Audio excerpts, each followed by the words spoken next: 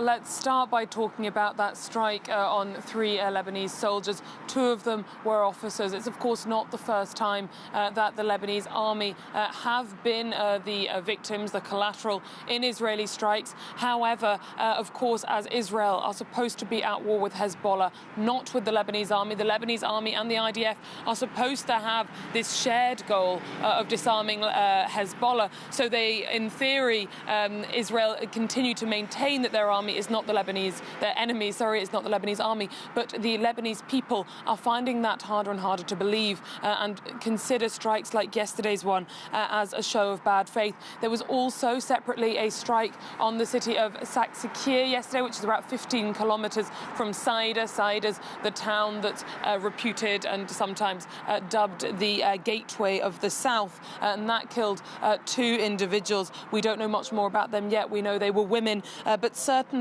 just days after the announcement of a ceasefire with 5 new evacuation orders yesterday, 8 the day before, ebbing further north pretty much every day, the Lebanese people are struggling to see any evidence of this ceasefire, and indeed the devastation does continue. And Antonia, it's been over 3 months since Lebanon was dragged into this war by Hezbollah. And as you mentioned, successive ceasefires have all proven meaningless. What's the morale like among the people that you've been meeting? Well, it won't be a surprise for me to say that it's low. There's a fatigue at this war that feels never-ending. It's become a kind of dark joke to say something will happen when the ceasefire happens, the implication being perhaps never.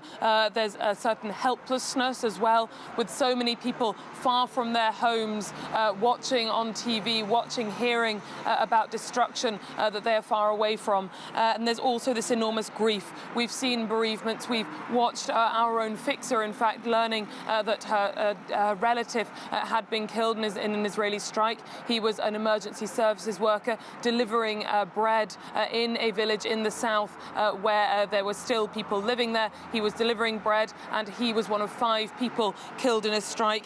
We've watched people grieve at the graves of their loved ones, which is a painful sight and an extremely painful moment for them, especially as many of them are buried in exile, living in exile as they grieve their loved ones. Of course, yesterday's strike on the Lebanese army was a further blow to morale, because, of course, if even the army cannot defend themselves, this is a very ill-funded and poorly equipped army, and they're, of course, steering very far clear of entering into any kind of hostilities with their neighbour. But if the army can't defend themselves, a lot of what people have said to us, if the army can't defend themselves, who can?